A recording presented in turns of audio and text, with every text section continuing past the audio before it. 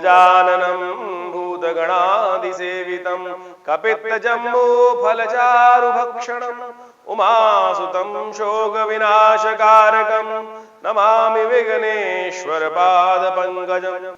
नमस्कार, स्वागत है आपका आचार्यवाणी। मैं आचार्य डॉक्टर विक्रमादित्य आपके साथ हूँ। ग्रह नक्षत्रों के हिसाब से समय जो आपका विशेष तौर पे क्या खेल खेलने वाला है, उसके लिए मन में हमेशा उत्कंठा बनी रहती है। और ज्योतिष वो विज्ञान है कि जो आपको समझाता है कि ग्रहों का परिवर्तन क्या कुछ आपके लिए ला रहा है आने वाले समय में। और ग्रहों की गणनाओं को समझते हुए हम बहुत कुछ अच्छे से जान भी सकते हैं और अनादिकाल से लोगों ने इस पर मत पर विश्वास करते हुए समझते हुए इस विज्ञान का लाभ भी लिया है। तो ज्योतिष गणनाएं विशेष तौर पर कर्क राशि वालों के लिए दिखा रही हैं कि आने वाला समय आपके लिए बहुत अच्छा दिखाई देता है। सितंबर के पहले पक्ष में यदि हम पहले समय की बात करें तो सितंबर का महीना वैसे विशेष तौर पर कई परिवर्तनों का विशेष तौर पर आगाज कर रहा है। कई ग्रह परिवर्तन की तरफ जाएंगे। अब देखिए, शुक्र मार्गी होने जा रहे हैं, बृहस्पति विशेष तौर पर आप समझें वक्री होने जा रहे हैं। अब शुक्र और बृहस्पति सबसे शुभ ग्रह हैं और यही दोनों के दोनों इनमें अपनी गति में परिवर्तन कर रहे हैं। और आपकी राशि के अनुसार से यदि हम बात करें तो विशेष तौर पर बहुत इंपॉर्टेंट भावों में बैठे हुए हैं। बृहस्पति महाराज आपके सफलता वाले भाव में बैठे हुए हैं और सफलता भाव में चलते चलते यदि मार्गी होते हुए फिर पीछे की तरफ आए तो समझें क्या कुछ उत्पन्न कर सकते हैं आपके लिए। लेकिन ये वक्री होना, मैं कह रहा हूं, आपके लिए बहुत सुंदर है। भविष्य में कुछ संजो के रखने के लिए देखिए, आप समझ जो घटनाएं घटती है ना, भविष्य में आप जो कार्य करते हैं उसका आगे आने वाले समय में क्या प्रभाव पड़ेगा। जो बृहस्पति का पदार्पण पीछे की तरफ हो रहा है, ये आपके लिए आने वाले समय में डबल लाभ लेके आएगा। इस बात को समझ लीजिए। हम इस पे अलग से एक वीडियो बनाएंगे अब जल्दी में आने वाले समय में कि बृहस्पति जो वक्री होंगे ये क्या कुछ करेंगे आपके लिए। लेकिन हमारी गणनाएं साफ साफ दिखाती हैं कि ये बृहस्पति का वक्री होना आपके लिए बहुत सुंदर सूचना भविष्य में आपको लाने की सूचना देगा। सफलता की तरफ डबल गति से आगे बृहस्पति बढ़ने के लिए पीछे जा रहे हैं, उसका एक बहुत बड़ा कारण है इस वक्त बृहस्पति चल रहे हैं राहु के साथ। और राहु के साथ जब बृहस्पति चलते हैं तो बृहस्पति के शुभत्व थोड़ा कम हो जाता है। राहु विशेष तौर पर छाया ग्रह है और ग्रहण कारक ग्रह है और ये बृहस्पति के शुभत्व को भी कम कर रहा है। अब राहु बदलने वाले हैं 31 अक्टूबर को। ऐसे में जिन जिन राशियों में राशि के जिन जिन अंशों पर बृहस्पति निकल चुके हैं वापस तो जाएंगे नहीं उस पर। तो आपको वक्री होने के कारण से क्या हो रहा है कि अब उन सब चीजों पे बैक स्टेप करेंगे, धीरे धीरे वापस जाएंगे, फिर वापस आगे बढ़ेंगे। तो जब आगे बढ़ेंगे तो वापस तो आप समझेंगे पूर्ण शुभ फल देने वाले होंगे। तो ऐसे में जो जो सुख से वो वंचित, जहां जहां थोड़ी सफलता में कमी रह गई है, उन सबको पूर्ण करने का आगे अवसर बहुत सुंदर बनने वाला है। तो ये बृहस्पति का जो वक्री होना आपके लिए बहुत सुंदर सूचना लेके आएगा आगे आने वाले समय में। इसके साथ साथ इस महीने में सितंबर में बात करें तो मंगल का भी परिवर्तन का योग बनेगा। मंगल शनि विशेष तौर पर कई प्रकार के षडाष्टक योग में इस वक्त फंसे हुए हैं, तो ऐसे में ध्यान रखते हुए कार्य करने की जरूरत है आपको। तो आप समझ लीजिए सिलसिलेवार तरीके से क्या कुछ होने के योग आपकी राशि में बन रहे हैं। तो कर्क राशि वालों, आपकी राशि में कैसा रहेगा। देखिए, सबसे पहले तो समझें कि भाद्रपद मास का आरंभ हुआ सितंबर में और जो आरंभ हुआ वो विशेष तौर पर क्षय तिथि से हुआ। 31 तारीख को पूर्णिमा उदय तिथि के रूप में विद्यमान थी, लेकिन 2 मुहूर्त से पहले समाप्त हो गई। तो प्रतिपदा जो आई वो अगले दिन द्वितीया से पहले ही, उदय तिथि से पहले ही क्षय हो गई। तो क्षय तिथि से ये विशेष तौर पर जो महीना आरंभ हो रहा है, और क्षय तिथि से महीना आरंभ होना ये थोड़ा सा शुभ नहीं होता। तो ऐसे में विशेष तौर पर ध्यान रखना चाहिए। प्राकृतिक आपदाएं परेशान कर सकती हैं, कहीं ना कहीं उठापटक परेशान कर सकती है। तो ऐसे में कुछ ना कुछ घटनाएं शांति के साथ, और ऐसे में मंगल शनि का षडाष्टक योग भी चल रहा है। तो ये सारी कई चीजें जो हैं वो इंटर रिलेटेड होती दिखाई दे रही हैं। तो ऐसे में विशेष तौर पर आप देखें जल प्रवाह किस प्रकार से पूरे कई क्षेत्रों में परेशान कर रहा है। ऐसे में प्राकृतिक आपदाएं, भूकंप इत्यादि कुछ ना कुछ घटनाएं थोड़ी ज्यादा कष्ट दे सकती हैं। उन सब से जितना प्रिकॉशन ले सकते हैं वो करने का प्रयास कीजिए और सिलसिलेवार तरीके से समझ लीजिए आपके साथ क्या होने के योग हैं। सबसे पहले बात कर लेते हैं 1 सितंबर की।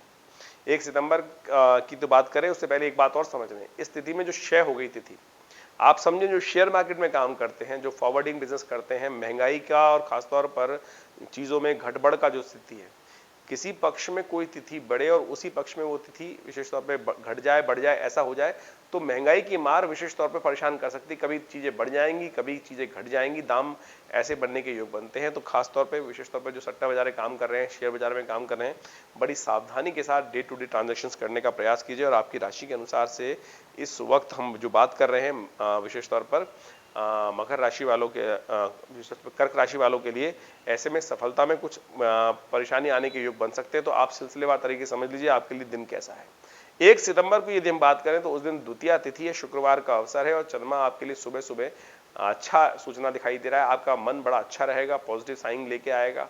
ऐसे में आप बिल्कुल सीधे तरीके से काम करने के योग बनाएंगे, धर्मयुक्त कार्य करने का प्रयास करेंगे, धर्म के प्रति आपकी आस्था रहेगी।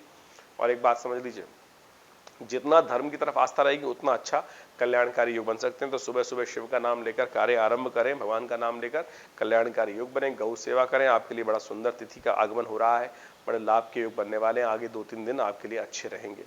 बात कर लेते हैं 2 सितंबर की। 2 सितंबर की ग्रह गणना विशेष तौर पर दिखाती है तृतीया तिथि भाद्रपद मास की और साथ साथ शनिवार का अवसर। और ये ग्रह गणना विशेष तौर पर जो आपको दिखा रही है कि आपके धर्म कार्यों से, आपको अच्छा पॉजिटिव सोचों से आपको लाभ प्राप्ति के योग बन सकते हैं। ऐसे में आपके लिए अच्छा समय दिखाई दे रहा है। लेकिन एक बात का ध्यान रखिएगा, आप घर में अशांति का वातावरण मत रखिएगा। घर में हल्की सी भी अशांति का वातावरण, घर वाले आपसे रुष्ट हो, परेशान हो, तो आप समझ लीजिएगा आपका जीवन साथी भी आपसे रुष्ट हो तो आपका भाग्य सो जाएगा। तो ऐसे में शांति के साथ ध्यान रखते हुए कार्य करने की जरूरत है। सबको प्रसन्न रखते हुए कार्य करें, वो आपको बहुत जरूरी है। भद्रा रहेगी इस दिन, सुबह 10:16 से लेकर करीब करीब रात्रि में 9 बजे तक भद्रा है। तो ऐसे में इस बीच में कोई नया प्रोजेक्ट हाथ में लेना, नए कार्यों में कार्य करना ठीक नहीं रहेगा। 2 सितंबर और 3 सितंबर को गंडमूल नक्षत्र भी विद्यमान है। तो ऐसे में इनमें जो कोई नया जातक जन्म ले रहा हो घर में, तो उसके लिए ध्यान रखिएगा, कुछ विशेष तौर पर मूल शांति अवश्य करा लीजिएगा यदि किसी जातक का नया जन्म होता है तो, अन्यथा परिवार के लिए, स्वयं के लिए भारी रहेगा जातक। वहीं 3 सितंबर को ग्रह गणना दिखा रही है रविवार का अवसर, चतुर्थी तिथि और विशेष तौर पर ग्रहों का परिवर्तन की सूचना सुबह सुबह आपके लिए पॉजिटिव साइन रहेगी। बृहस्पति के साथ चंद्रमा का संबंध जो बनेगा वो आपके लिए सफलता का कुछ न कुछ मैसेज लेके आता दिखाई दे रहा है। ऐसे में गणेश चतुर्थी है, भगवान गणेश का ध्यान करें, उन्हें विशेष तौर पर मोदक का भोग लगाएं, उनका स्तवन करते हुए कार्य को आगे बढ़े, कल्याण होगा।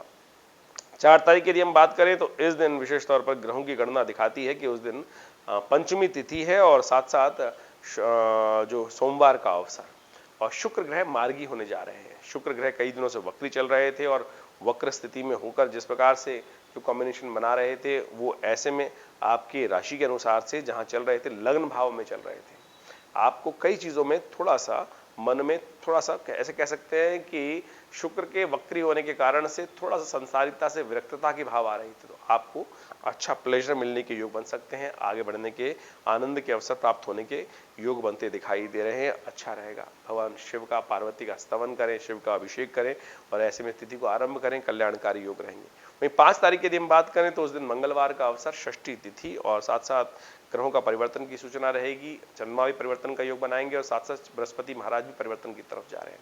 बृहस्पति महाराज आपकी राशि के अनुसार से दशम भाव में चल रहे हैं। दशम भाव सफलता का भाव होता है। दशम भाव जो भी कार्य करते हैं उसमें विशेष तौर पर रियलाइजेशन का भाव होता है। ऐसे में बृहस्पति का पीछे जाना, आपको लग सकता है कि इन दिनों शायद मेरे कई चीजों में जो आगे बढ़ने के योग हैं वो कल से, जब बृहस्पति यानी कल सुबह 6 बजे के आसपास बृहस्पति वक्री होंगे, तो ऐसे में आपको लग सकता है आने वाले कुछ दिनों में कि हम धीरे धीरे डेटोरेट हो रहे हैं। अरे डेटोरेट नहीं हो रहे हो भैया, पॉजिटिव होने के साइन रहेंगे आगे।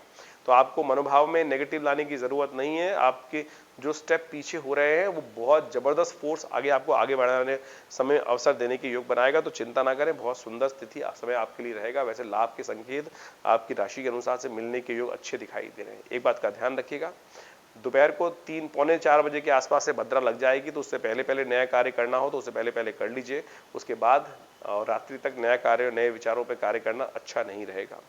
6 तारीख यदि हम बात करें तो, और 6 और 7 तारीख के डिस्कस करना एक साथ बहुत जरूरी है, क्योंकि 6 और 7 तारीख में जन्माष्टमी के 2 अवसर बन रहे हैं। 6 तारीख को सप्तमी तिथि उदया तिथि के रूप में विद्यमान है और उस दिन दोपहर के बाद अष्टमी का आगमन हो जाएगा। बुधवार का अवसर रहेगा, रोहिणी नक्षत्र व्याप्त है, तो स्मार्थों के लिए जन्माष्टमी का अवसर रहेगा। भारतीय संस्कृति में अनेक प्रकार के मत हैं, शाक्त, शैव, वैष्णव, अनेक ब्राह्मणाचार्य, अनेक प्रकार संप्रदाय हैं और उन सब ने अपनी अपनी व्यवस्था के अनुसार से, अपने गुरुजनों के हिसाब से, अपने अपने मत के अनुसार से तिथियों को, वारों को डिफाइन करने का प्रयास किया और बहुत सुंदर, जैसे जिस गुरु को अनुभव हुआ उन्होंने उनके अनुसार से अपने अनुयायियों के लिए वो सत्य उपस्थित किया। तो इस बात को ध्यान रखिए, स्वार्थों के लिए शिवरात्रि जो जन्माष्टमी का अवसर है वो विशेष तौर पर 6 तारीख को रहेगा। 7 तारीख के लिए जो जन्माष्टमी है वो प्रशस्त दिखाई देती है, शुभ तरीके से दिखाई देती है। वैष्णव संप्रदाय उसी दिन मनाएगा और समस्त ऐसा दिखाई देता है कि जो बड़े बड़े मंदिर हैं उस दिन 7 तारीख को ही जन्माष्टमी मनाने का सुंदर अवसर दिखाई देता है। उसका कारण ये है शुद्ध रूप से अष्टमी विद्यमान है, जो करीब करीब दोपहर के बाद तक रहेगी, 3 बजे 4 बजे तक रहेगी विद्यमान। और उसके बाद साथ साथ रोहिणी नक्षत्र भी विद्यमान है और वृषभ में चंद्रमा भी चल रहे हैं और और जो रात्रि में करीब करीब 11:15 बजे तक रहेंगे। तो भगवान कृष्ण का जन्म वृषभ राशि, वृषभ के चंद्रमा में ही हुआ था। तो इस प्रकार से बड़ा सुंदर योग रहेगा। तो इन सब चीज़ों के आप लाभ लेते हुए कार्य करने का आपको प्रयास करना चाहिए। भगवान जन्माष्टमी एक हमारे यहाँ विशेष तौर पर बहुत शुभ तिथि मानी जाती है। एक ऐसा मुहूर्त माना जाता है कि जिसमें समस्त कार्यों का लाभ प्राप्ति के योग बनते हैं। सर्वार्थ सिद्ध योग भी इन दोनों तिथियों में विद्यमान रहता है। तो ऐसे में भगवान का स्तवन करें, पूजन करें, भगवान का षोडशोपचार पूजन करें। कहा जाता है कि इस जन्माष्टमी पर कोई और पूरे साल में व्रत करो ना करो, जन्माष्टमी का व्रत करने से कहा जाता है कि समस्त प्रकार के कष्ट दूर होते हैं, समस्त प्रकार के पापों का क्षय होता है।